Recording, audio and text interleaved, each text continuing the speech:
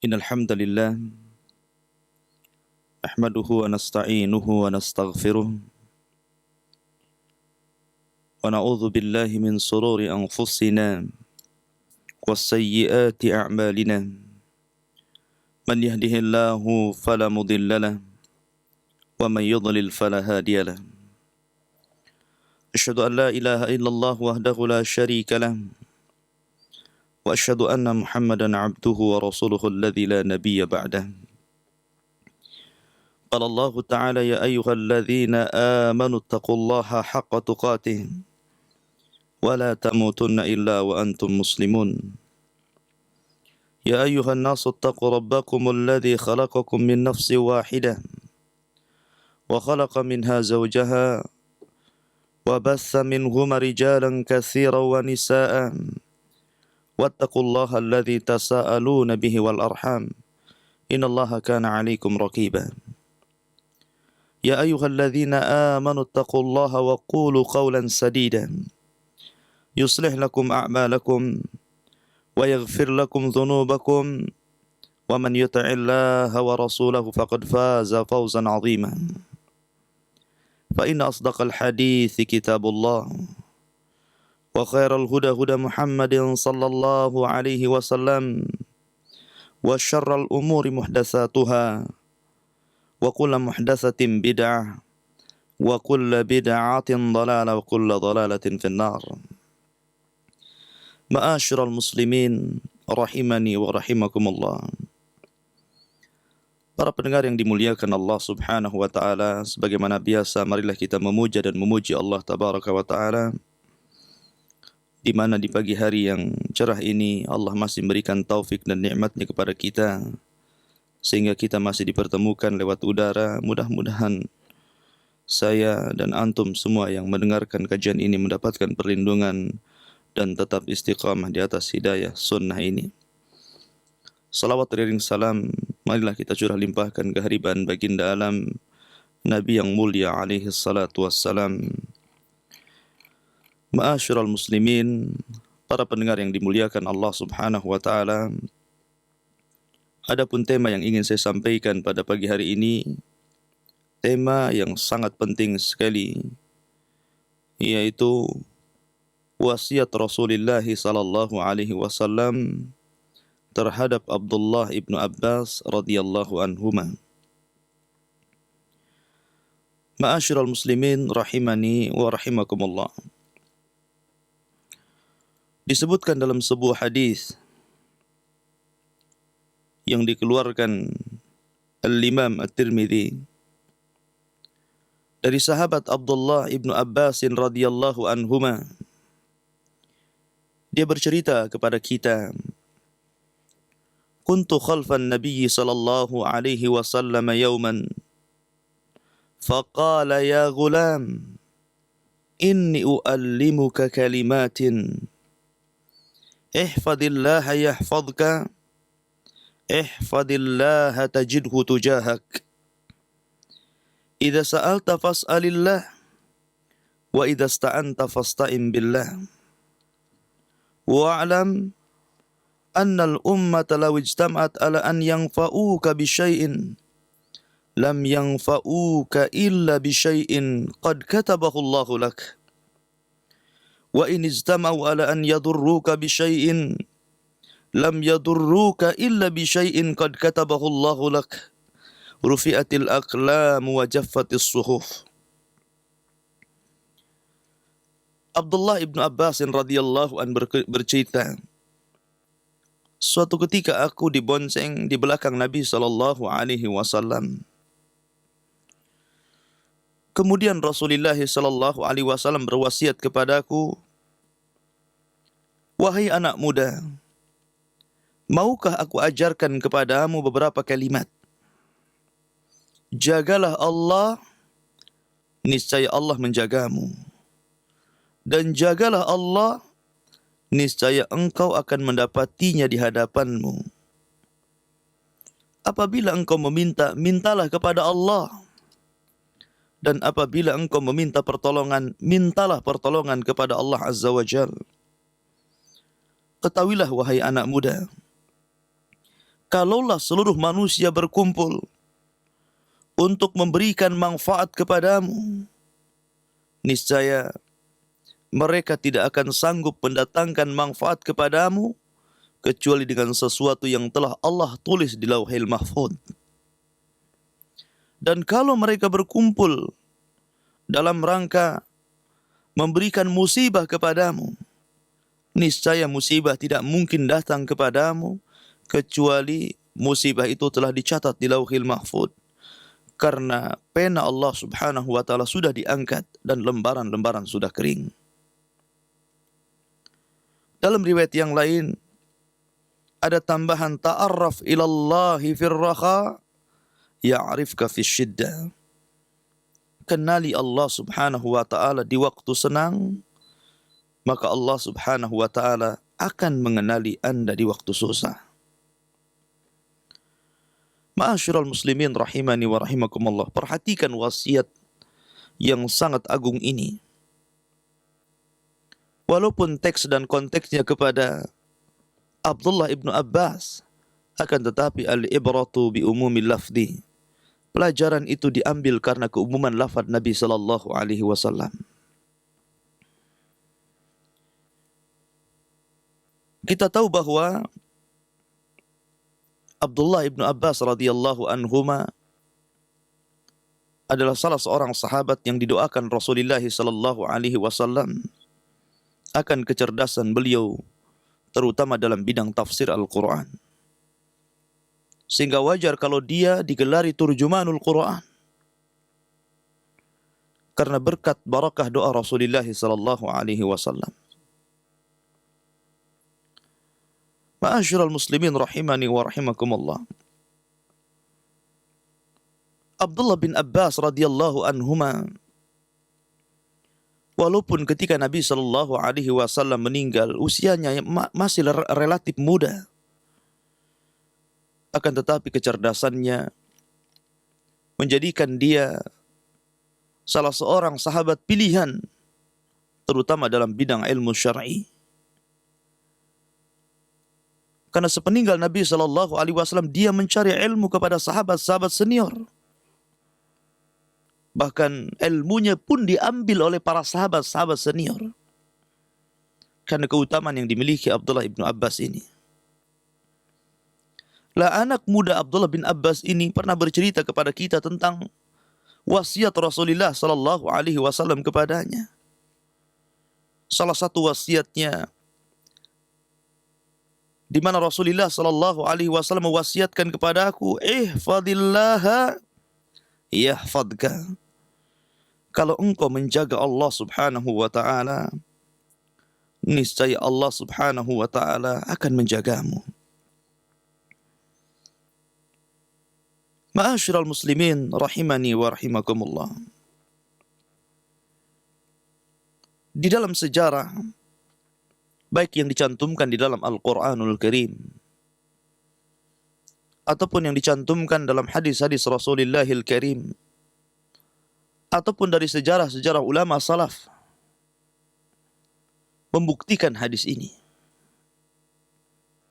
bahwa siapa yang menjaga Allah Subhanahu wa taala, maka dia akan dijaga agamanya, dijaga keluarganya, dijaga hartanya, bahkan dijaga badannya. Dan itu janji Allah Subhanahu wa taala. Dan tidak ada penjagaan Allah yang lebih penting daripada semuanya, melainkan Allah menjaga akidah kita, menjaga hidayah kita. Karena tidak ada kenikmatan yang lebih besar dibandingkan hidayah Allah Subhanahu wa taala. Walladzina ihtadaw zadahum hudan wa atahum taqwahum. Allah Subhanahu wa taala berfirman, dan orang-orang yang telah mendapatkan petunjuk, Allah akan tambahkan petunjuk mereka dan Allah akan balas ketakwaan mereka. Allah menyebutkan di dalam Al-Quran beberapa kisah yang membuktikan penjagaan Allah Subhanahu wa taala kepada orang-orang yang senantiasa menjaganya. Salah satu kisah yang ma'ruf adalah kisah Nabi Allah Musa alaihi salatu wassalam. Ketika Allah Subhanahu wa taala berfirman di dalam surat Thaha, "Idhhab anta wa akhuka bi ayati wa la tanya fi dzikri." Berangkatlah engkau dan saudaramu dengan membawa ayat-ayat kami dan jangan kalian lalai dari mengingatku. Idhhaba ila fir'auna innahu tagha. Berangkatlah engkau kepada Fir'aun karena dia manusia yang paling melampau. Faqula lahu qawlan layyinan la'allahu yatadzakkar aw yakhsha. Dan berdakwalah kepada Fir'aun dengan kalimat yang lembut. Boleh jadi dia bisa ingat dan takut kepada Allah Azza wa Jalla. Akan tetapi keduanya mengatakan, Musa dan Harun, qala rabbana innana nakhafu an yufrata alaina aw an yatgha.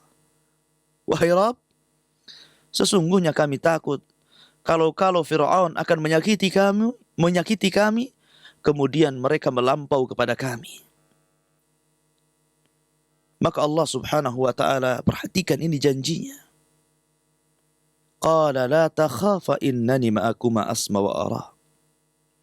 Wahai Musa dan Harun, jangan pernah takut kepada Fir'aun. Karena sesungguhnya aku akan bersama kalian, senantiasa mendengar dan senantiasa memantau kalian. Lihatlah janji Allah Subhanahu wa taala terhadap Musa dan Harun.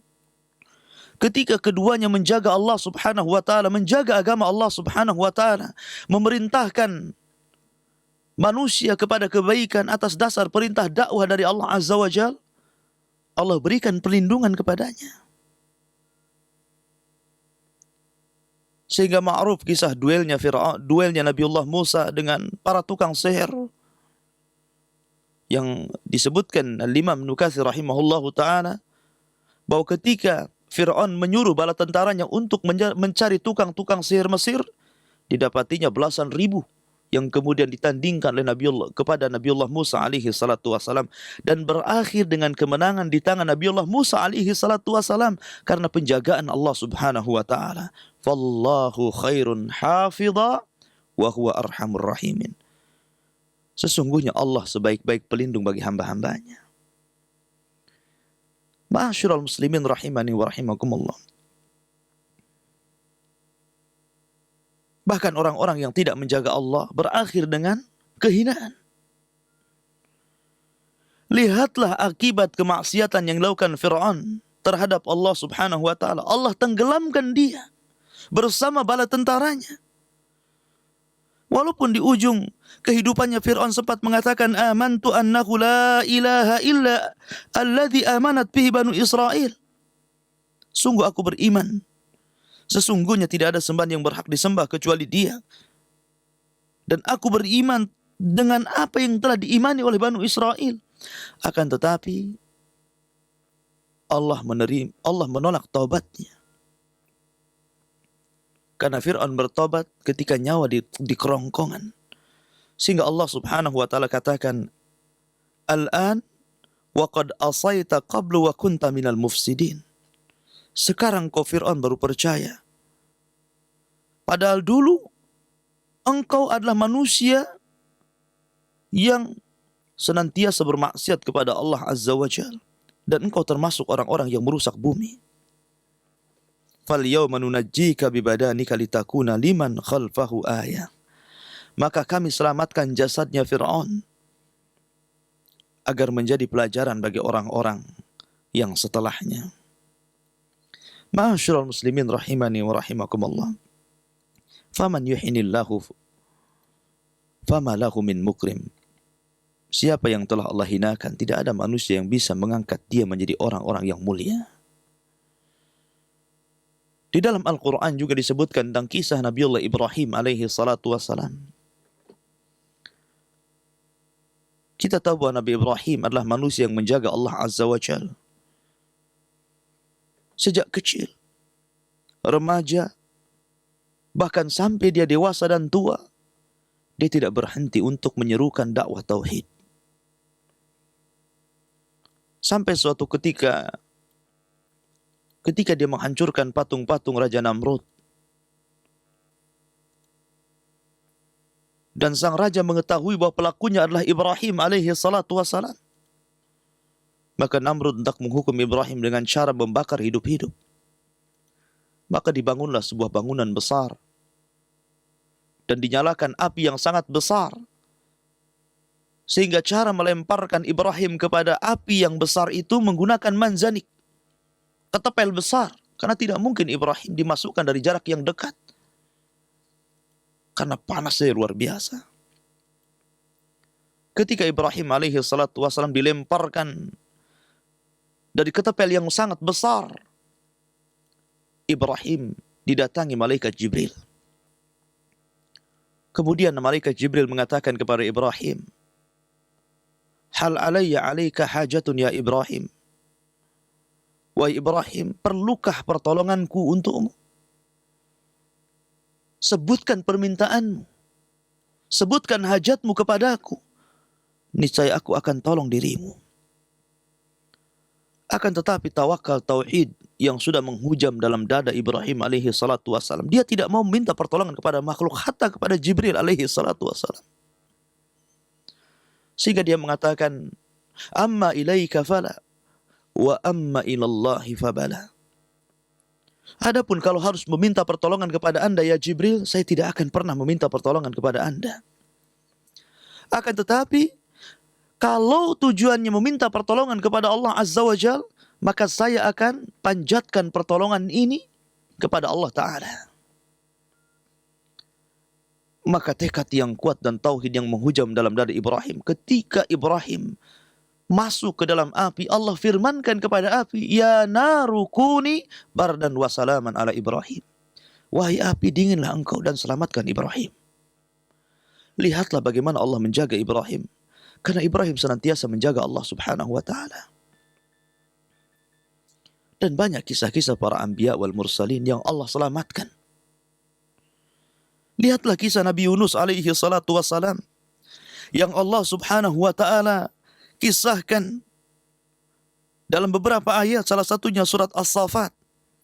Allah subhanahu wa ta'ala katakan, "Falaula annahu kana minal musabbihin la labitha fi batnihi ila yaumi yub'atsun." Kalaulah bukan karena Yunus, hamba-hamba yang senantiasa bertasbih kepada Allah Azza wa Jal, niscaya Yunus akan tinggal di perut ikan sampai kiamat dibangkitkan. Akan tetapi doa yang tulus yang dipanjatkan Yunus alaihi salatu wassalam,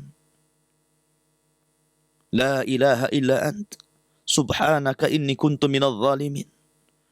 Dan tasbihnya Yunus kepada Allah Azza wa Jal setiap hari,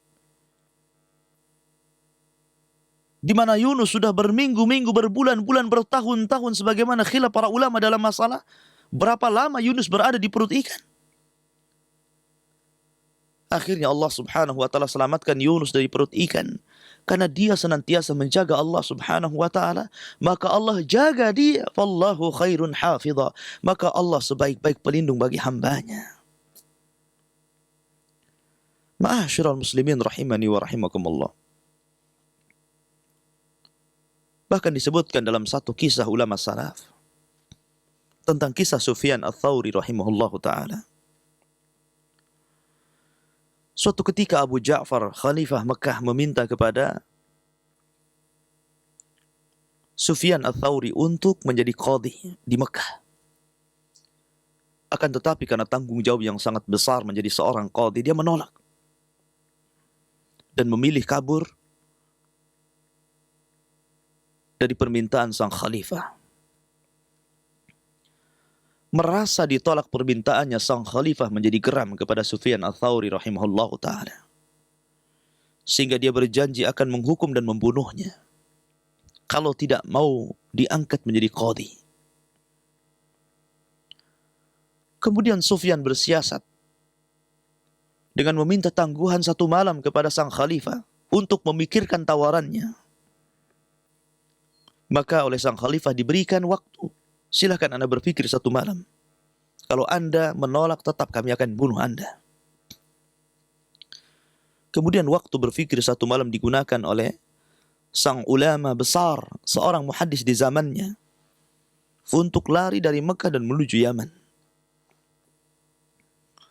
Sesampainya di Yaman, dia menyamar menjadi seorang pekerja kurma, pekerja pohon kurma, ladang kurma. Maka dia bekerja di salah satu perkebunan kurma di Yaman. Ada satu kisah menarik di sini.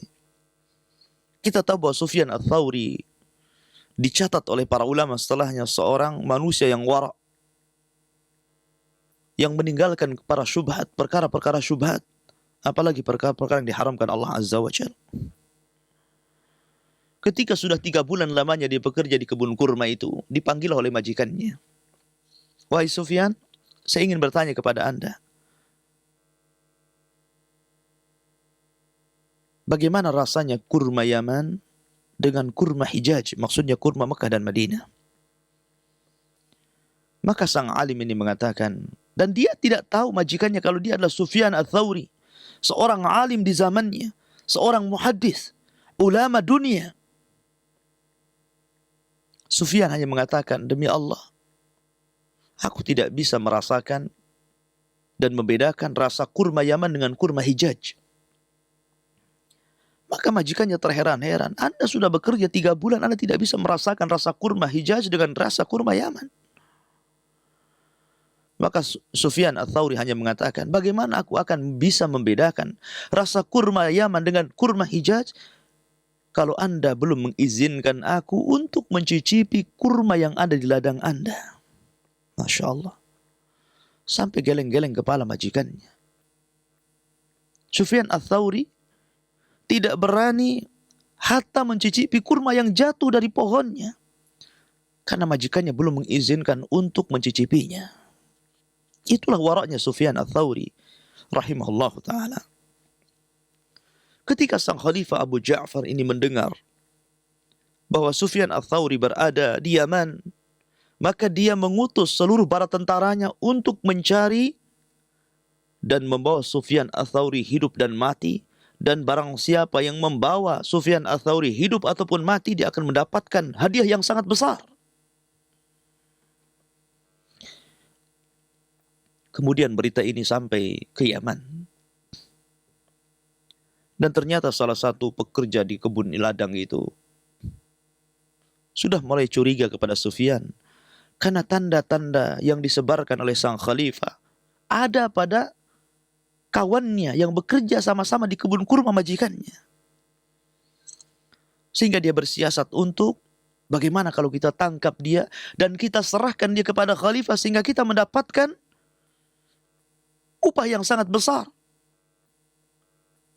Namun sebelum Sufyan Ats-Tsauri ditangkap, maka dia lari lagi sampai kemudian ia menghadap gubernur Yaman. Ketika gubernur Yaman memanggil dia, kemudian bertanya, siapa namamu? Dia hanya mengatakan Abdullah hamba Allah. Dia tidak mengaku kalau dia Sufyan Ats-Tsauri karena takut. Takut kalau ditangkap dan dihadapkan kepada khalifah. Dia hanya mengatakan Abdullah hamba Allah. Kemudian gubernur Yaman ini mengatakan lagi dengan menyebut nama Allah, siapa namamu yang orang tua kamu berikan kepadamu? Karena sang gubernur menyebut nama Allah Azza wa Jalla, akhirnya Sufyan mengaku, nama saya Sufyan. Kemudian sang gubernur bertanya lagi, siapa bapakmu? Sufyan kembali mengatakan Abdullah hamba Allah. Tidak mengaku. Sehingga kemudian sang gubernur mengatakan, demi Allah, atas nama Allah, siapa nama bapakmu yang diberikan kakekmu? Kemudian Sufyan mengaku namanya Sa'id. Karena kita tahu bahwa Sufyan, bapaknya Sa'id, Sufyan ibnu Sa'id Ats-Tsauri. Ketika ditanya, dari kabilah mana engkau ini? Maka dia mengatakan Ats-Tsaur. Maka kata gubernur Yaman, demi Allah sudah sampai kepada aku bahwa sang khalifah Abu Ja'far memerintahkan seluruh pasukannya untuk menangkap kamu dan mengeksekusi kamu hidup ataupun mati. Akan tetapi berlindunglah di balik punggungku, niscaya mereka tidak akan pernah menangkap kamu. Lihat Allah subhanahu wa ta'ala memberikan perlindungan dari mana jalan pun. Kalau Allah subhanahu wa ta'ala sudah berkehendak, maka kun fayakun. Semuanya pasti terjadi, sesuatu yang mustahil bisa mungkin. Sampai suatu ketika Sufyan Ats-Tsauri karena kerinduannya kepada Ka'bah Baitullah, maka dia berangkat dari Yaman menuju Mekah untuk melaksanakan umrah dengan menyamar dan sembunyi-sembunyi. Namun karena dia seorang alim besar, ulama dunia, seorang muhaddis di zamannya, siapa yang tidak kenal Sufyan Ats-Tsauri? Sehingga ketika dia sampai di Haram, dia dikelilingi oleh murid-murid seniornya, para ulama-ulama sezamannya. Karena kekhawatiran keselamatan Sufyan Ats-Tsauri. Sampai berita kedatangan Sufyan Ats-Tsauri di Haram tercium oleh sang khalifah Abu Ja'far. Sehingga dia bersumpah atas nama Allah untuk menangkap dengan tangannya dan mengeksekusi mati langsung dengan tangannya. Sehingga berita penangkapan ini terdengar kepada murid-murid Sufyan Ats-Tsauri dan meminta murid-murid kepada Sufyan Ats-Tsauri agar dia lari kembali ke Yaman agar tidak ditangkap lagi oleh sang khalifah dan dieksekusi mati. Akan tapi Sufyan Ats-Tsauri dia tidak mau. Dia hanya memberikan perlindungan kepada Allah Azza wa Jalla. Kita tahu bahwa Sufyan Ats-Tsauri bukan hanya seorang ahli wara, dia juga ahli ibadah. Dia kalau sujud 7 kali putaran orang tawaf, dia masih sujud. Sampai suatu ketika dia menghadap Ka'bah Baitullah, kemudian dia berdoa kepada Allah Azza wa Jalla, meminta agar Allah Subhanahu wa taala tidak menginjakkan kaki Abu Ja'far di Masjidil Haram. Dan ia ucapkan 3 kali. Akhirnya doanya dikabulkan.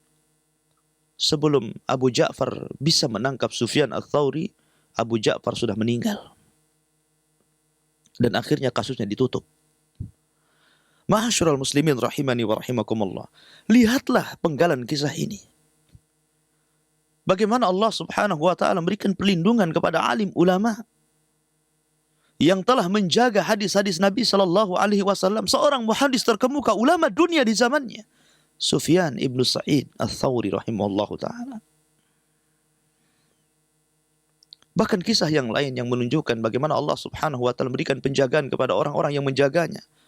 Kita tahu dalam sejarah tabi'in ada seorang panglima besar yang bernama Qutaibah bin Muslim, di mana pasukannya tidak pernah terkalahkan. Setiap berperang Allah menangkan peperangannya. Salah satu pasukannya ada seorang alim ahli ibadah yang bernama Silah ibn Usaim rahimahullahu taala. Bahkan Qutaibah bin Muslim pernah memuji Silah ibn Usaim karena kuatnya ibadahnya, sampai-sampai dia mengatakan alhamdulillah alladzi ja'ala fi jaishi misluka ya Silah.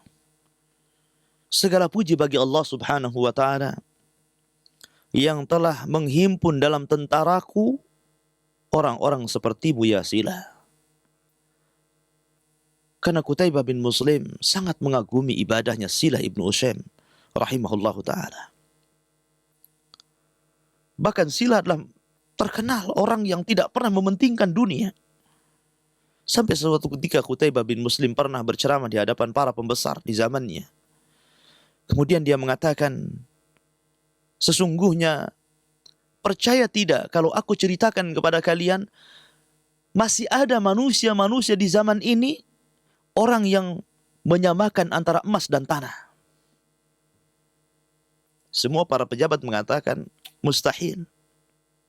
Mustahil ada orang yang seperti ini menyamakan emas dengan tanah. Artinya tidak butuh dunia, tidak berhajat kepada dunia. Sehingga kemudian Qutaibah bin Muslim ingin memberikan contoh kepada para pejabat di zamannya. Sehingga dia membawa sekantong emas. Kemudian dia mengatakan kepada para pejabat itu dengan mengatakan, lihatlah nanti aku akan tampakkan seseorang yang aku ceritakan bahwa orang ini tidak akan pernah tergiur dengan emas. Bahkan dia anggap emas itu sama dengan tanah. Maka dipanggillah Silah ibn Usaim di hadapan para pejabat. Kemudian Qutaibah bin Muslim memberikan sekantong emas kepada Silah. Disangkanya Qutaibah bin Muslim bahwa ketika dia memberikan sekantong emas ini akan ditolak oleh Silah ibn Usaim. Tiba-tiba Silah ibn Usaim mengambil sekantong emas ini. Sehingga Qutaibah bin Muslim merasa apa yang sudah diceramahkan kepada para pejabat tidak sebagaimana apa yang ada di lapangan. Dia merasa malu karena dia sudah mengatakan di awal ada manusia yang menyamakan emas dengan tanah. Rupanya ketika dia berikan emas ini kepada Sila ibn Ushaim, tiba-tiba Sila mengambilnya. Kemudian pergi. Tapi sang panglima Qutaibah bin Muslim menyuruh salah seorang untuk menyelidiki kemana Sila ibn Ushaim membawa sekantong emas ini. Ternyata setelah diselidiki, diberikannya sekantong emas ini kepada seorang pengemis yang meminta-minta karena kefakirannya dan meminta doa kepada orang fakir ini agar kemenangan dalam peperangan, kemenangan dalam setiap peperangan yang dipimpin oleh Qutaibah bin Muslim. Sehingga sampailah kabar ini kepada Qutaibah dan mengatakan, lihatlah, bukankah sudah aku katakan masih ada manusia-manusia yang menyamakan emas dengan tanah? Ma'asyiral muslimin rahimani wa rahimakumullah. Kita tahu bahwa Qutaibah bin Muslim tidak pernah menyanyiakan di waktu malam. Dan ia orang yang paling giat di waktu pagi dan petang. Terutama dalam berjihad di jalan Allah Azza wa Jalla. Suatu ketika ada orang yang ingin mengetahui ibadahnya Sila ibn Ushaim. Ketika malam hari biasa Sila ibn Ushaim tidur bersama para tentara yang lain di tenda-tendanya. Akan tetapi ketika sampai sepertiga malam dia bangun. Dan diintip oleh kawannya. Kemana Sila ibn Ushaim ini pergi? Rupanya Sila ibn Ushaim ini pergi ke dalam hutan. Menjauh daripada tentara-tentaranya yang sedang lelap tidur. Apa yang dilakukan Sila ibn Ushaim? Dia mengambil air wudhu. Kemudian ia sholat di dalam hutan belantara. Lihatlah bagaimana semangat ibadahnya Sila.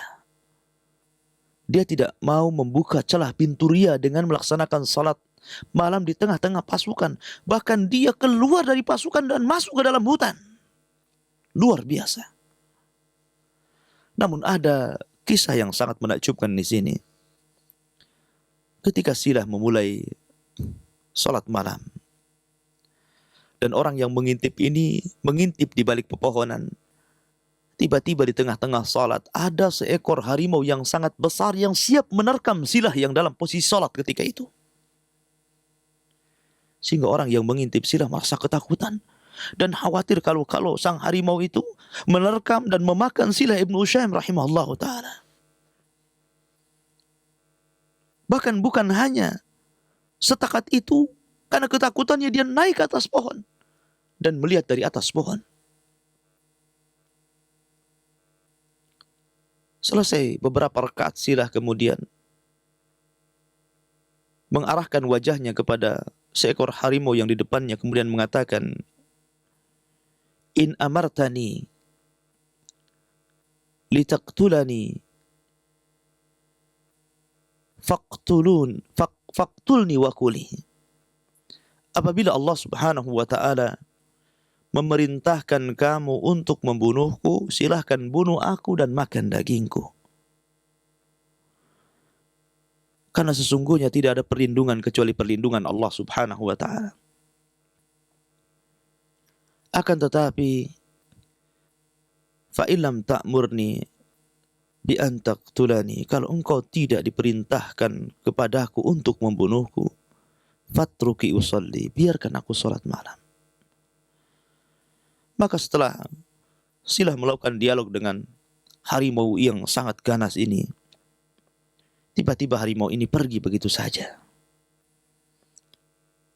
Lihatlah bagaimana Allah Subhanahu wa ta'ala menjaga orang saleh.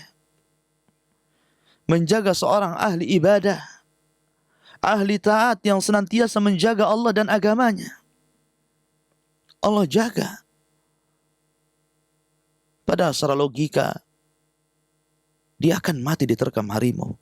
Akan tetapi Allah Subhanahu wa ta'ala jaga dia. Sehingga ketika selesai sholat, sebelum fajar menyingsing, dia sudah pergi ke pasukannya. Kemudian pura-pura tidur. Biar tidak terkesan bahwa dia melakukan sholat malam di waktu malam.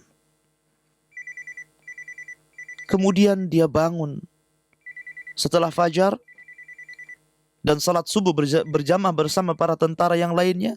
Dan ternyata di pagi hari dia adalah manusia yang paling rajin, yang paling gesit, seolah-olah dia cukup istirahat di tengah malamnya.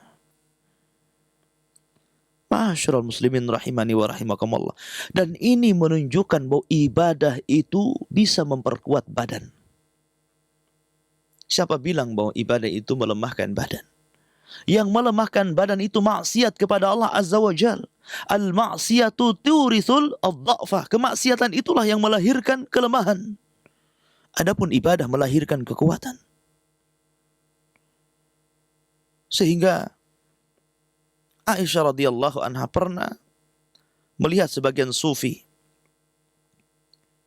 yang seolah-olah mereka menampakkan keletihan mereka dalam beribadah, menampakkan keletihan mereka karena rajinnya mereka beribadah kepada Allah Azza wa Jalla. Maka Aisyah radhiyallahu anha, orang yang lebih rajin dari mereka, maksudnya Umar ibn al-Khattab radhiyallahu anhu dalam beribadah, adalah manusia yang paling gesit, yang paling kuat, dan yang paling rajin.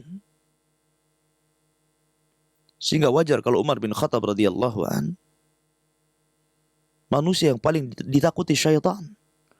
Sebagaimana sabda Nabi SAW, ya Umar, kalau engkau berjalan di satu jalan, kemudian syaitan datang di hadapannya, maka syaitan akan mencari jalan yang lain dan tidak mungkin berjalan dalam satu jalan bersamamu.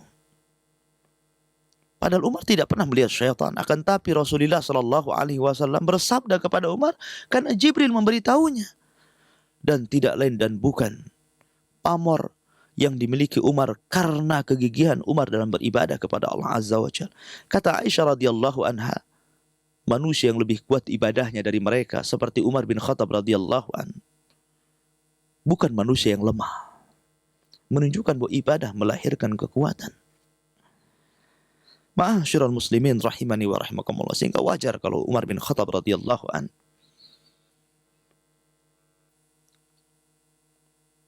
senantiasa ditolong oleh Allah Subhanahu wa taala karena kekuatan ibadahnya.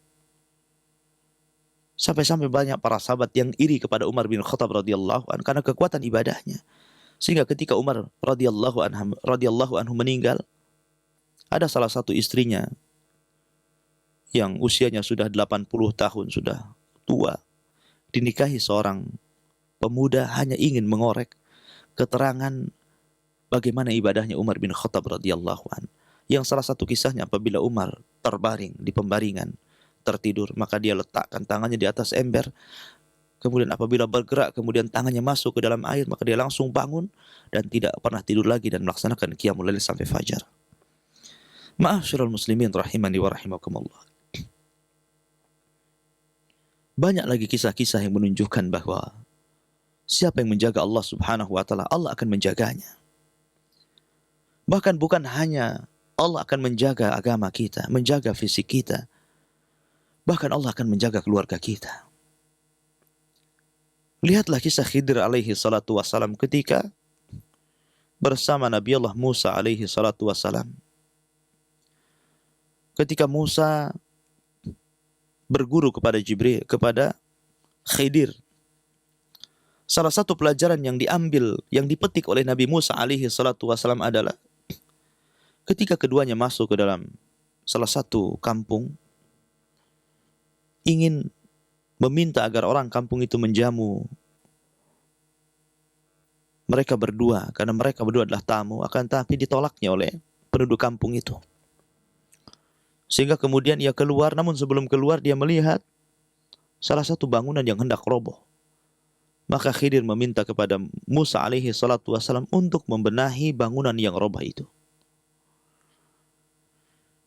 Setelah Khidir membenahi bangunan yang roboh itu, kemudian Musa terheran-heran, apa maksudnya? Dan bertanya, apa maksudnya? Kenapa Anda membangun bangunan orang yang belum jelas ini punya siapa? Kemudian Anda bangun, bukankah kalau Anda minta upah, Anda bisa minta upah kepada pemilik bangunan ini? Kemudian Khidir menjawab, di mana jawabannya diabadikan dalam Al-Quran. Wa ammal jidar Fakana li gulamaini yatimaini fil Madinah wa kana tahtahu kanzun lahuma wa kana abuhuma salihah. Katanya Khidir alaihi salatu wassalam, wahai Musa, tahukah engkau bangunan ini milik siapa? Kenapa aku perbaiki bangunan ini? Bangunan ini milik 2 orang anak yatim yang sekarang berada di Madinah. Dan di bawah bangunan ini ada harta karun yang terpendam. Kalau aku tidak memperbaiki bangunan ini, kemudian harta yang berada di bawahnya ketahuan oleh orang-orang kampung sini, maka mereka akan mencurinya. Maka aku bangun supaya tertutupi harta karun yang ada di bawahnya. Karena harta karun ini milik 2 anak yatim yang sekarang berada di Madinah. Wa kana abuhuma salihah. Ini syahidnya. Kenapa aku jaga 2 anak yatim ini? Karena dahulu orang tuanya semasa hidup, keduanya adalah manusia-manusia yang saleh. Manusia-manusia yang taat beribadah kepada Allah Azza wa Jalla. Al-Imam Ibnu Katsir rahimahullahu ta'ala ketika memberikan catatan kepada ayat ini,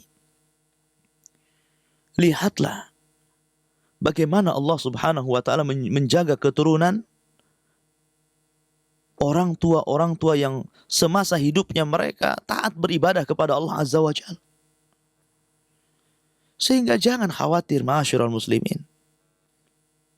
Kalau kita sekarang para orang tua menjadi orang tua yang saleh dan saleha, berakidah dengan akidah yang benar, beribadah dengan ibadah yang benar, senantiasa mendekatkan diri kepada Allah, melaksanakan perintah Allah, menjauhi larangan Allah Azza wa Jal, berupaya untuk menjadi hamba-hamba yang saleh dan bertakwa kepada Allah Azza wa Jal. Ketika kita diwafatkan oleh Allah Azza wa Jal, maka anak keturunan kita yakin akan ada yang menjaganya. Rabbul Alamin, Allah Subhanahu wa ta'ala. Sampai suatu ketika Umar bin Abdul Aziz pernah mengumpulkan anak-anaknya. Dan anak-anaknya berjumlah 14 orang, 7 laki-laki dan 7 wanita. Salah satu wasiat kepada anak-anaknya, dia mengatakan, wallahi ma khallaftu lakum malan, walakin khallaftu lakumul ahadus samad. Wahai anak-anakku, kata Umar bin Abdul Aziz, sesungguhnya aku tidak meninggalkan kepada kalian harta yang banyak. Akan tetapi aku titipkan kepada kalian Al-Ahadus Samad, Zat yang maha tunggal dan tempat berlindung semua makhluk. Maksudnya Allah Subhanahu wa ta'ala. Lihatlah wasiat orang tua yang bijak, ma'asyiral muslimin. Lihatlah perkataan Umar bin Abdul Aziz. Orang tua yang bijak, orang tua yang tahu kemaslahatan anak-anaknya. Dia mengatakan, wallahi ma khallaftu lakum malan, walakin khallaftu lakumul ahadus samad. Demi Allah, aku tidak meninggalkan kepada kalian harta yang begitu banyak. Aku hanya menitipkan kalian al-ahadus samad, zat yang maha tunggal, tempat semua orang bergantung kepadanya. Allah tabaraka wa ta'ala.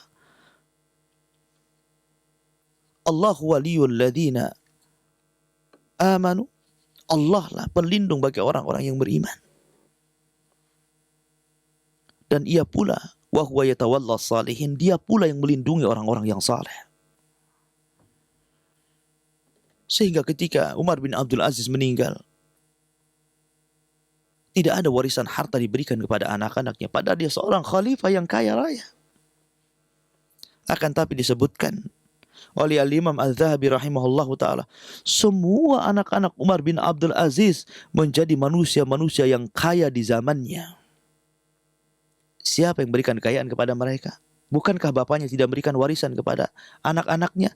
Karena anak-anaknya melaksanakan wasiat bapaknya. Anak-anaknya menjadi sebagiannya menjadi alim ulama, menjadi para pengusaha-pengusaha yang bertakwa kepada Allah Azza wa Jalla. Maka Allah lindungi setelah kewafatan ayahandanya. Menunjukkan bahwa siapa yang menjaga Allah Subhanahu wa ta'ala, Allah akan jaga sampai keturunannya. Jadi tidak perlu bersedih hati. Tidak perlu katakan bagaimana siapa yang akan menjaga anak kita. Siapa yang akan menjaga keturunan kita? Allah yang akan menjaga anak dan keturunan kita. Dengan syarat, jadilah orang tua yang saleh dan salihah. Maka janji Allah subhanahu wa ta'ala akan menjaga keluarga kita sampai anak dan keturunan kita. Ma'asyiral muslimin, rahimani wa rahimakumullah.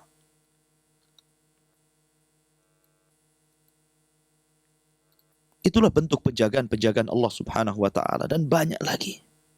Kalau saya uraikan kisah tentang para alim ulama yang mendapatkan penjagaan Allah subhanahu wa ta'ala, begitu banyak.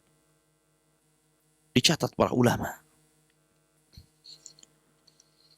Ma'asyiral muslimin rahimani wa rahimakumullah. Kita akan sedikit mengurai tentang makna hadis ini.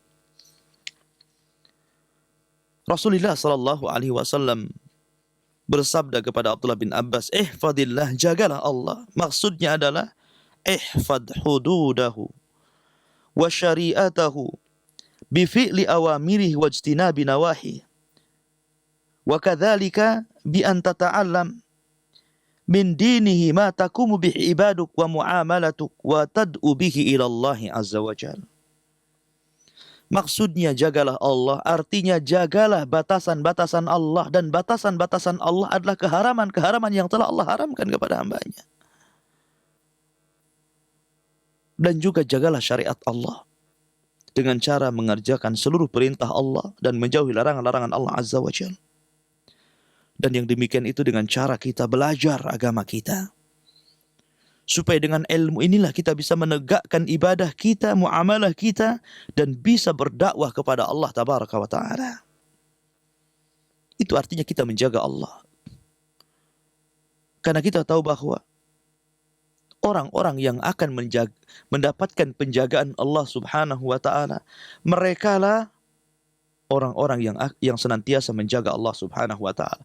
Karena Allah mengatakan, وَلَا تَكُونُوا كَالَّذِينَ نَسُوا اللَّهَ فَأَنْسَاهُمْ أَنْفُسَهُمْ ulaika humul fasikun. Janganlah kalian seperti orang-orang yang melupakan Allah, kemudian Allah lupakan mereka, maka mereka termasuk orang-orang yang fasik. Jadi orang-orang yang tidak pernah mengenal Allah di waktu senang, jangan harap Allah mengenal kita di waktu susah. Kenali Allah di waktu susah senang, pasti Allah akan mengenali kita di waktu susah. Lihatlah di awal tadi kisah Nabi Yunus alaihi salatu wassalam. Karena ketika di waktu senang dia mengingat Allah subhanahu wa ta'ala, dia tolong di waktu susah. Lihat Nabi Ayub alaihi salatu wassalam, yang Allah berikan penyakit yang luar biasa. 18 tahun dia merasakan penyakit yang tidak diderita kaumnya. Sampai dituduh bahwa dia terkena kutukan karena melaksanakan dosa yang tidak pernah dilakukan kaumnya. Akan tetapi dia berdoa kepada Allah azza wa jalla, Rabbi inni masanni yadurru anta arhamur rahimin. Wahai Rabb, engkau yang memberikan madarat kepada aku. Engkau yang telah memberikan penyakit ini kepada aku. Namun aku yakin tidaklah engkau memberikan penyakit kepada aku melainkan lantaran engkau sayang kepada hamba-hambamu. Sehingga ketika istrinya mengatakan, Ya Ayub, lau da'auta rabbaka fa innahu sayujibu lak. Wahai Ayub, tidakkah engkau berdoa kepada Allah azza wa jalla? Engkaukah seorang nabi? Kalau engkau berdoa kepada Allah, niscaya Allah akan mengabulkan doamu. Tapi Ayub mengatakan, wahai istriku, laqad labistu sab'ina sanatan wa ana sahihun mu'afa faqalilun 'ala Allah an asbira sab'ina sanatan ukhra. Wahai istriku, sungguh Allah sudah memberikan karunia nikmat yang begitu banyak kepada aku selama 70 tahun. Kalau aku bersabar 70 tahun juga lamanya, ini belum ada nilainya di hadapan Allah azza wa jalla. Walaupun kemudian Ayub disembuhkan oleh Allah azza wa jalla berkat doa yang dipanjatkan setiap hari, menunjukkan bagaimana Allah tolong Nabi Ayub di waktu susah. Karena Ayub tidak pernah melupakan Allah di waktu senang. Ta'arraf ilallahi firraha ya'rifka fi syiddah. Kenali Allah di waktu senang, maka Allah akan mengenali Anda di waktu susah. Kebanyakan manusia di zaman sekarang lebih mengenal Allah di waktu susah daripada mengenal Allah di waktu senang. Lihatlah Anda ke rumah sakit, di ruang ICU, di ruang unit gawat darurat, lihat. Kita bisa melihat manusia-manusia yang sudah sekarat, baru kemudian menyebut nama Allah azza wa jalla. Namun ketika disembuhkan oleh Allah Azza wa Jalla, dia sudah lupa apa yang telah Allah timpakan kepadanya. Bukankah musibah itu salah satu hikmahnya adalah untuk menyadarkan kita? Ma'asyiral muslimin rahimani wa rahimakumullah. Jangan lupakan Allah, nanti Allah akan melupakan kita. Kemudian Rasul mengatakan, ihfadillah tajidhu tujahak. Jagalah Allah, niscaya engkau akan mendapati Allah di hadapanmu. Maksudnya adalah tajidullaha amamaka yadulluka ala kulli khair. Maksudnya Allah akan senantiasa menuntunmu kepada kebaikan. Ketika kita menjaga Allah dengan cara mengerjakan perintah-perintah Allah, menjauhi larangan-larangan Allah Azza wa Jalla, maka Allah pasti akan menunjukkan kita kepada kebaikan. Bukankah Rasul mengatakan, man yuridillahu khairan yufaqihu fiddin?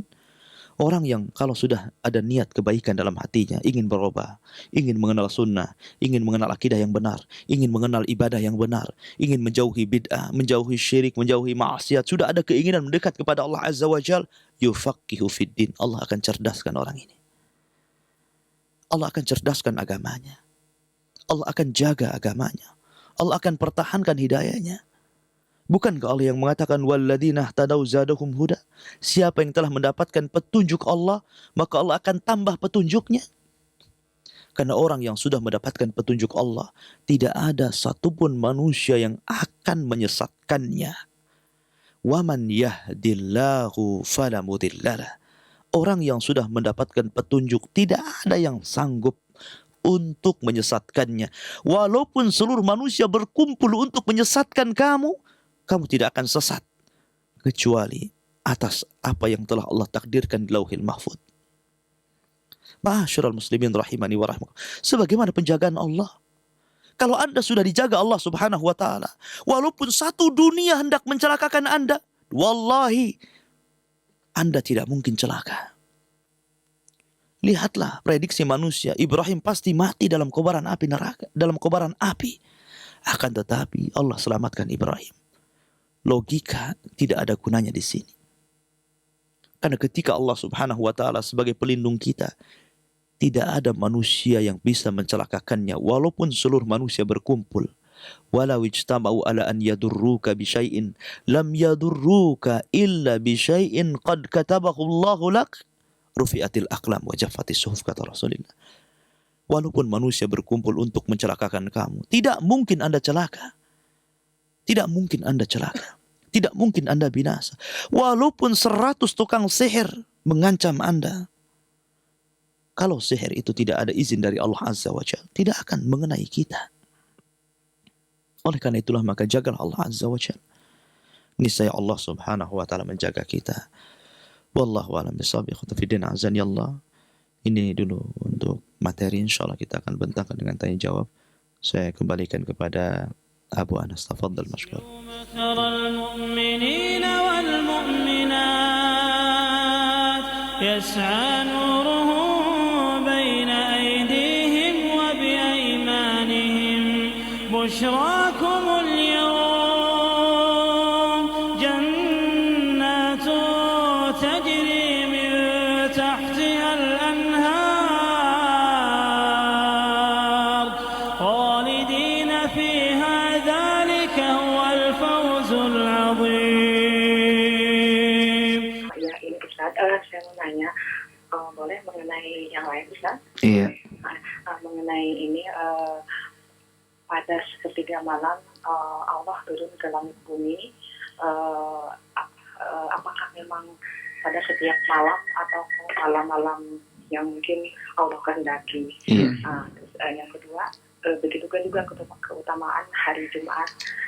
Hari Jumat itu kan ada waktu-waktu yang Mustajab. Apabila mustajab, apakah memang setiap hari Jumat atau memang Jumat yang Allah kehendaki atau bagaimana? Terus yang terakhir Ustaz, pada saat sholat qiyamul lail, ya sholat malam, yang doa yang Allahumma lakal hamdu anta qayyumus samawati wal ardi wa man fihinna itu dibacanya apa sedang sholat atau setelah melakukan sholat itu?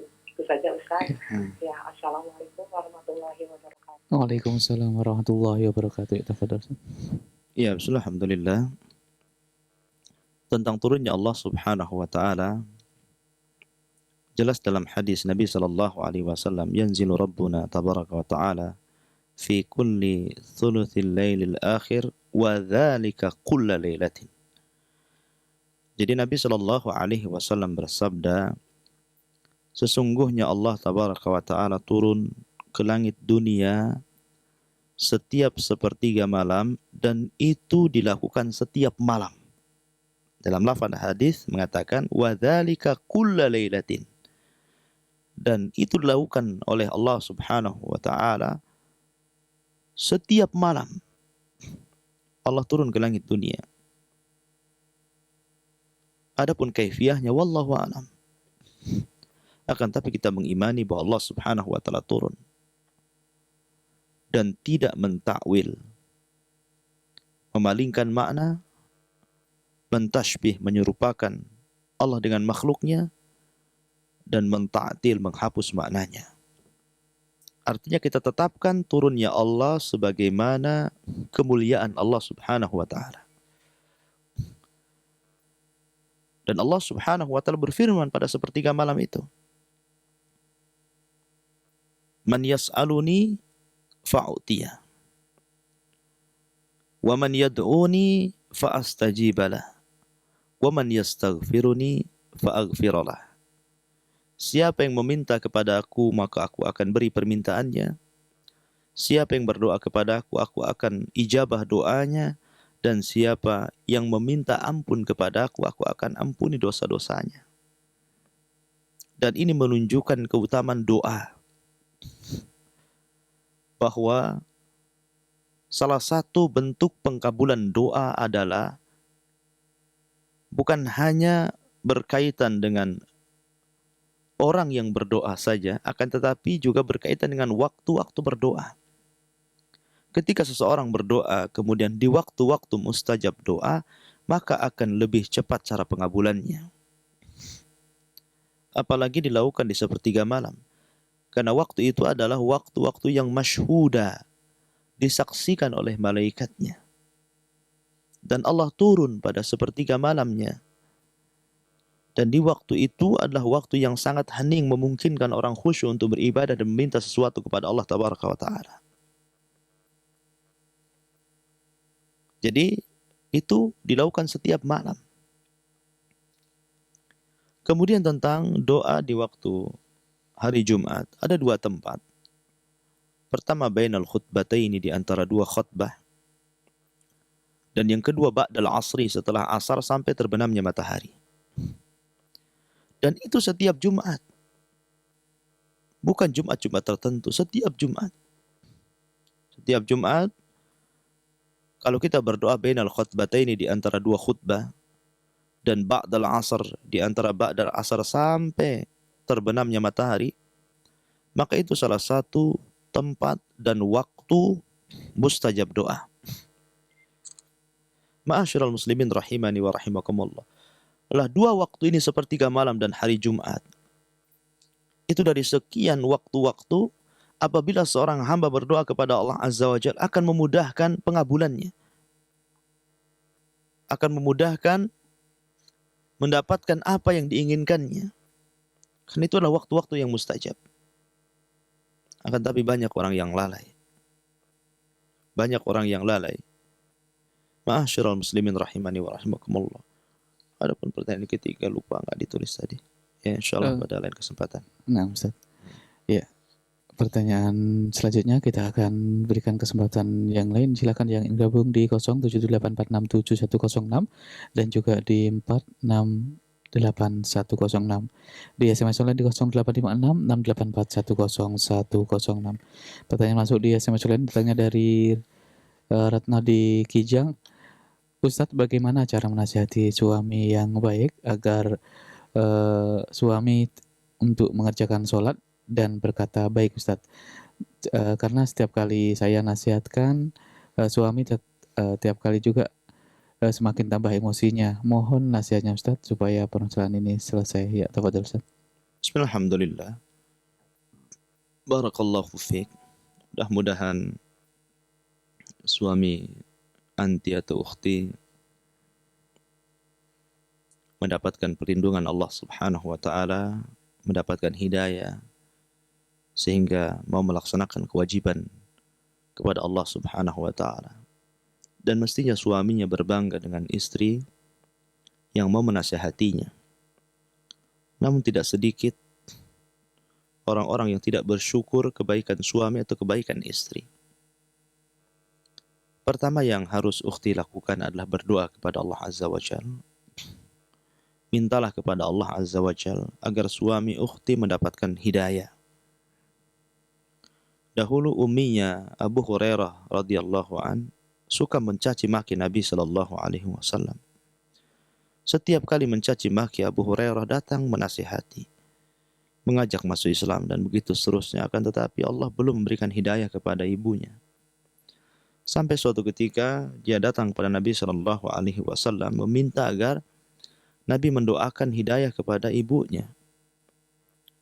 Kemudian Rasulullah SAW mendoakan ibunya Abu Hurairah dengan mengatakan, Allahumma hdili ummi Abi Hurairah, ya Allah, berikan hidayah kepada ibunya Abu Hurairah. Maka berkat doa Nabi sallallahu alaihi wasallam ketika Abu Hurairah pulang ke rumahnya, dilihatnya ibunya sudah berada di depan pintu. Kemudian tiba-tiba mengucapkan syahadat, 2 kalimat syahadat, dan mengikrarkan keislamannya.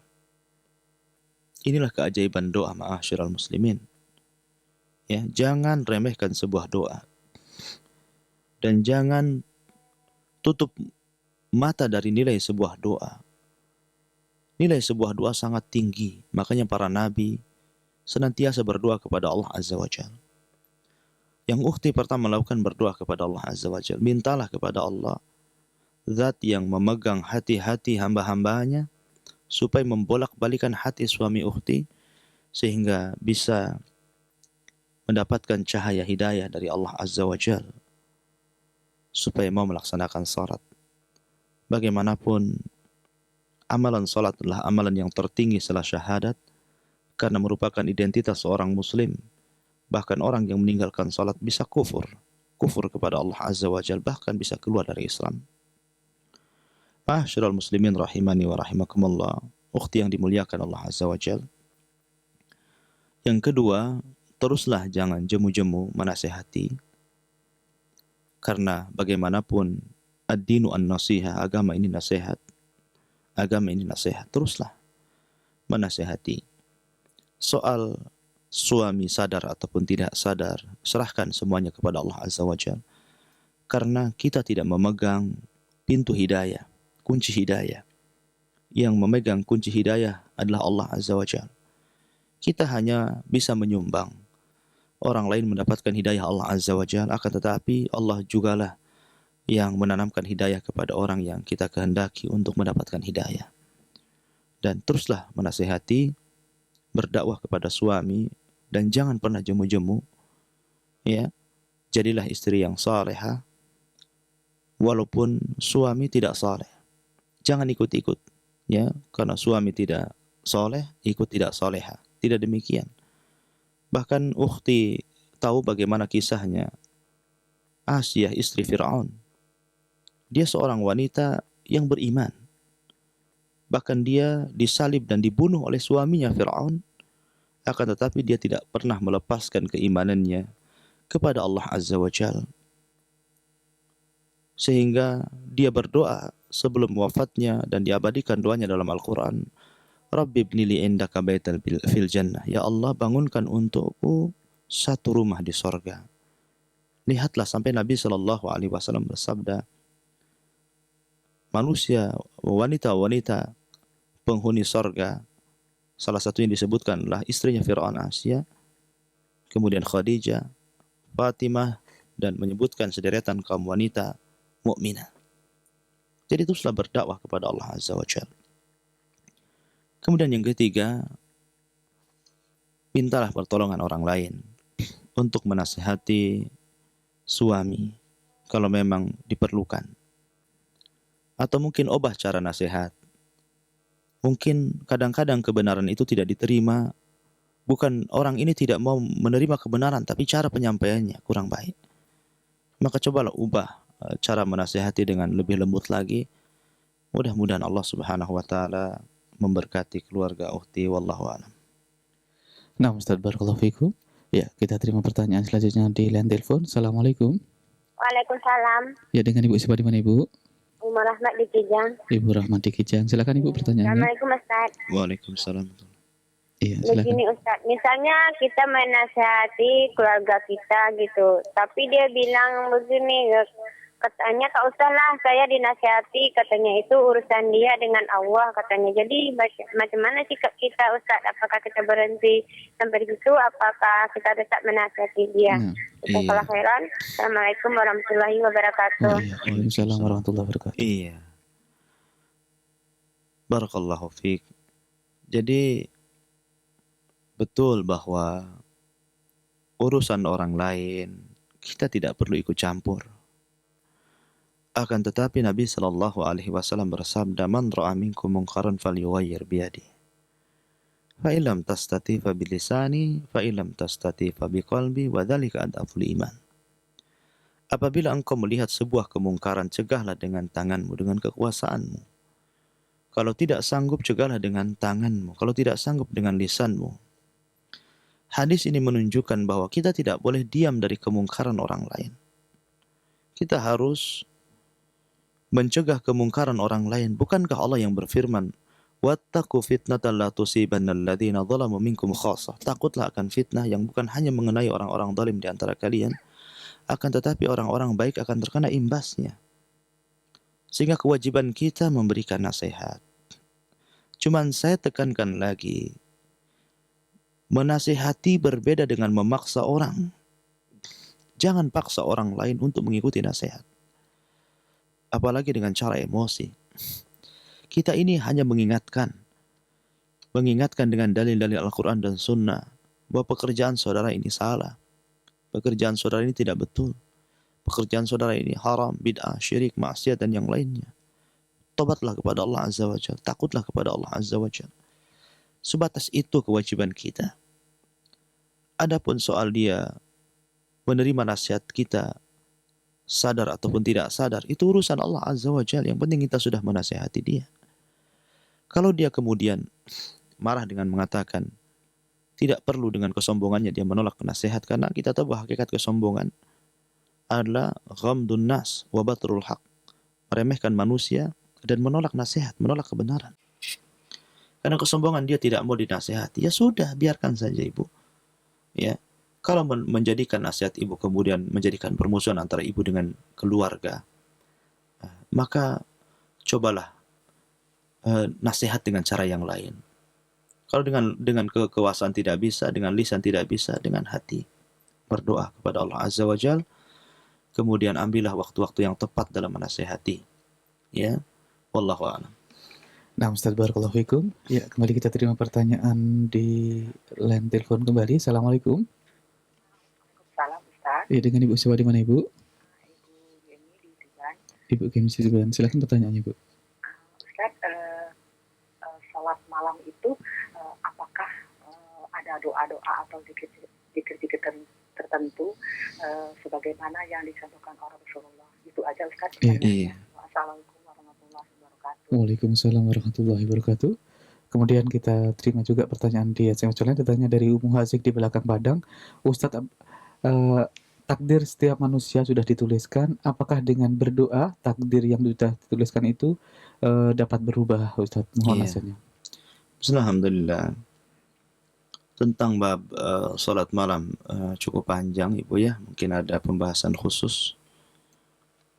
Mungkin saya tidak bisa jawab sekarang karena itu membutuhkan waktu yang cukup panjang untuk membahas tentang kaifiah salat malam. Apakah ada zikir-zikir khusus? Ada ya, termasuk juga doa-doa iftitah yang khusus yang biasa Nabi sallallahu alaihi wasallam baca. Kemudian juga doa setelah witir. Ya. Namun ini bukan babnya karena ini masuk dalam ranah fikih, insyaallah mungkin lain kesempatan kita bahas atau tanya kepada asatidz yang lain. Adapun tentang takdir manusia, secara umum takdir tidak mungkin berubah karena Allah Subhanahu wa taala yang berfirman lewat lisan Rasulullah sallallahu alaihi wasallam, rufi'atil aqlam wa jaffatis suhuf, bahwa pena sudah diangkat dan lembaran-lembaran sudah kering. Akan tetapi di sana ada sebuah hadis Nabi sallallahu alaihi wasallam yang mengatakan la yaruddul qada illa bid-du'a, bahwa tidak ada yang bisa merubah ketentuan kecuali doa seorang hamba kepada Allah Azza wa Jalla, dan tentu upaya, karena doa tidak mungkin dikabulkan kecuali dengan adanya upaya dari doa itu sendiri. Sebagian para ulama memberikan catatan kepada hadis ini bahwa yang dimaksud akan berubah keputusan-keputusan hamba dengan doanya kepada Allah Azza wa Jalla, maksudnya adalah keputusan-keputusan yang dicatat oleh malaikat pencatat, bukan keputusan yang sudah ditentukan di Lauhil Mahfuz. Umpamanya begini, dalam catatan malaikat Anda diberikan usia 100 tahun, akan tetapi karena Anda jarang silaturahim, kemudian Anda dikurangi umurnya menjadi 80 tahun. Lah, umur 80 tahun yang Allah berikan itu tidak bertentangan dengan catatan Allah yang di Lauhil Mahfuz. Ya. Begitu juga sebaliknya, kalau Allah Subhanahu wa taala dalam catatan malaikat mentakdirkan saudara umur 80 tahun, akan tetapi karena saudara berubah kemudian menjadi orang yang ahli ibadah, banyak berdoa kepada Allah Azza wa Jalla, memanjatkan agar dipanjangkan umur dan diperbaiki amalannya, maka Allah Subhanahu wa taala akan merubah catatan yang di tangan-tangan malaikat menjadi 100 tahun. Jadi tadinya Anda akan usianya 80 tahun, Anda diberikan tambahan menjadi 100 tahun karena berkat doa Anda dan usaha Anda kepada Allah Azza wa Jalla. Dan ketika perubahan dari 80 tahun menjadi 100 tahun itu tidak bertentangan dengan apa yang di Lauhil Mahfuz. Ya. Itu yang disebutkan oleh para ulama. Jadi yang berubah takdir itu yang berada dalam catatan malaikat, bukan yang ada di Lauhil Mahfuz. Dan tidak ada yang mengetahui takdir kita di Lauhil Mahfuz. Sehingga jangan berdalil dengan takdir. Jangan pernah berdalil dengan takdir dengan mengatakan, ini sudah takdir saya mungkin menjadi ahli maksiat. Iya dan billah. Tidak ada yang tahu takdir. Ya, oleh karena itulah, karena kita tidak ada yang tahu takdir, di mana takdir rahasia Allah Azza wa Jalla. Kenapa Allah rahasiakan? Agar kita lebih mendekatkan diri kepada Allah dengan cara melaksanakan perintah dan menjauhi larangan. Mudah-mudahan dengan itulah kita dipermudah. Fakullun muyassarun lima khuliqa lahu. Kata Nabi, semua orang akan dimudahkan dengan upaya dan usaha yang ia kerjakan di dunia. Wallahu a'lam. Nah, Ustaz Barakallahu Fikum. Ya, selanjutnya pertanyaan di line telepon kita terima. Assalamualaikum. Waalaikumsalam. Iya, dengan Ibu siapa, di mana Ibu? Saya dari Johor. Iya, dengan Ibu siapa? Assalamualaikum Ustaz. Waalaikumsalam warahmatullahi wabarakatuh. Ya, dengan Ibu siapa di Johor? Siti dari Johor. Ibu Siti dari Johor. Silakan Ibu Siti pertanyaannya. Saya nak tanya, macam mana caranya untuk kita menanamkan keyakinan dalam hati bila kita menjaga Allah, Allah akan menjaga kita. Sebab ada kalanya keyakinan kita ni goyang dan ada kalanya keyakinan kita ni kuat. Jadi macam mana supaya kita nak menjaga keyakinan tu sentiasa kuat aja. Kadang-kadang pun tak apa. Kadang-kadang susah juga nak jaga tu kan. Jadi cara-caranya. Okey, Ustaz, terima kasih. Assalamualaikum. Waalaikumsalam warahmatullahi wabarakatuh. Iya, pertanyaan yang sangat bagus. Barakallahu fiik. Alhamdulillah. Iya, keyakinan ahli sunnah wal jamaah. Al-imanu qawlun wa niyatun wa amalun. Yazidu bitta'ah wa yankusu bil ma'siyah.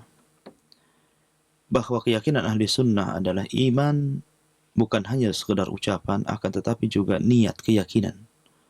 Dan bukan hanya sekedar keyakinan, tetapi juga ada amalan. Maksudnya pembenaran dalam hati, ucapan lewat lisan, dan dibuktikan lewat perbuatan. Itulah iman menurut ahli sunnah. Dia bisa bertambah dan berkurang. Yazidu bitta'ah wa yankusu bil ma'siyah. Bertambah karena ketaatan kepada Allah Azza wa Jalla dan berkurang karena kemaksiatan kepada Allah Azza wa Jalla. Suatu ketika Imam Syafi'i rahimahullah ta'ala pernah datang kepada Imam Waqi mengadukan perkara hafalannya yang senantiasa kurang. Sehingga dia menceritakan kisahnya, syakautu ila waqi'in su'a hifdin. Aku mengadu kepada Imam Waqi tentang buruknya hafalanku. Fa arsyadani bi an tarkil ma'asi. Dia menasihati aku agar aku meninggalkan maksiat. Wa'lam bi annal ilma nurun wa nurullah la yuhda lil 'asi. Ketahuilah wahai Syafi'i bahwa ilmu itu cahaya, dan cahaya tidak mungkin masuk ke dalam dada-dada orang-orang yang ahli maksiat. Oleh karena itulah maka ketika Imam Malik mengetahui kecerdasan Imam Syafi'i rahimahullahu taala, maka Imam Malik memuji Imam Syafi'i dengan mengatakan, sungguh Allah sudah memasukkan dalam hatimu cahaya ilmu, fala tudfi'hu bidulmatil ma'asi, maka jangan kau padamkan dengan gelapnya kemaksiatan. Ma'asyiral muslimin rahimani wa rahimakumullah, karena dampak maksiat itu buruk. Oleh karena itulah maka cara istiqamah dalam menjaga Allah Subhanahu wa taala, menjaga keimanan ketakwaan kita adalah dengan cara pertama berdoa kepada Allah Azza wa Jalla. Allahumma ya muqallibal qulub tsabbit qalbi ala dinik. Wahai zat yang membolak-balikan hati, tetapkan hatiku di atas agamamu. Kemudian dengan cara berkawan dengan orang-orang saleh, berkawan dengan orang-orang baik.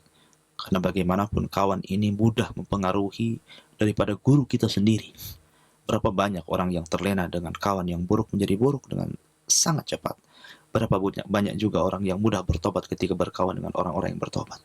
Oleh karena itulah maka berkawanlah dengan orang-orang baik, dengan orang-orang yang seakidah, orang-orang yang sama ibadahnya sesuai dengan sunnah, orang-orang yang istiqomah di atas kebenaran, dan begitu seterusnya. Kemudian jangan tinggalkan majelis ta'lim. Jangan tinggalkan majelis ta'lim. Majelis ta'lim tidak cukup mendengar radio, melihat televisi. Akan tetapi majelis ta'lim yang terbaik adalah datang ke tempat-tempat yang di situ diadakan pengajian. Karena Anda tidak akan mendapatkan keutamaan yang besar daripada Anda ketika duduk di majelis ta'lim. Hadis yang mengatakan apabila kalian lewat di satu taman dari taman-taman sorga, maksudnya taman sorga adalah majelis yang di situ berkumpul. Ya, jadi bukan hanya sekedar mendengar radio, mendengar televisi, membaca di internet, ya, tapi yang lebih dari itu datang ke majelis taklim, karena di situ malaikat turun. Ketika malaikat turun membawa ketenangan, membawa rahmat, membawa barokah, mendoakan keampunan, itu tidak didapati di luar daripada majelis taklim. Jadi jangan lupa belajar, hadiri majelis taklim. Ya, majelis taklim tentu oleh ustadz-ustadz yang mengajarkan sunnah, bukan ustadz-ustadz yang mengajarkan bid'ah ataupun kesyirikan, ya, tapi mengajarkan sunnah, mengarahkan manusia kepada al-haq, Al-Quran dan sunnah sesuai dengan pemasalah dan begitu seterusnya. Kemudian yang keempat juga, ya, jangan lupa untuk istiqamah, bersabar, sabar dalam melaksanakan ketaatan, sabar dalam meninggalkan kemaksiatan. Artinya ketika orang bermaksiat kita sabar, ketika orang terjerumus kepada perzinahan kita tidak berzina, ketika orang terjerumus kepada minum khamar kita tidak minum khamar, ketika orang terjerumus kepada bid'ah kita tidak berbuat bid'ah, ketika orang terjerumus kepada syirik kita tidak berbuat syirik. Artinya sabar untuk meninggalkan kemaksiatan. Kemudian juga sabar ketika kita mendapatkan ujian dan ketentuan yang telah Allah catat. Itu diantara nasihat singkat saya, mudah-mudahan ada manfaatnya karena waktu pula yang memisahkan kita. Subhanakallah bihamdika asyhadu an la ilaha illa anta astaghfiruka wa atubu ilaik. Allahu ta'ala alam. Assalamualaikum warahmatullahi wabarakatuh.